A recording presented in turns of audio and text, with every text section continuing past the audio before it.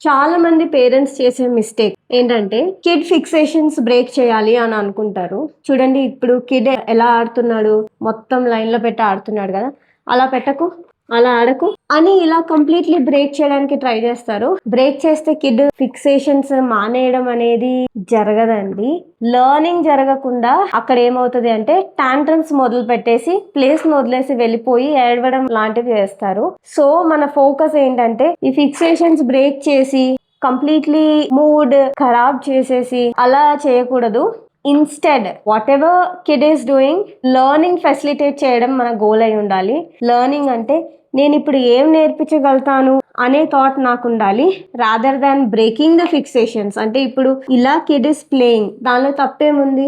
Fixations daily life లో flexibility రావాలి అని అనుకోవడం ఓకే, కానీ ఇలా గేమ్స్ లో కూడా ఒక ప్యాటర్న్ లో ఆడకూడదు, ఆడనివ్వకపోవడము అది వెరీ రాంగ్.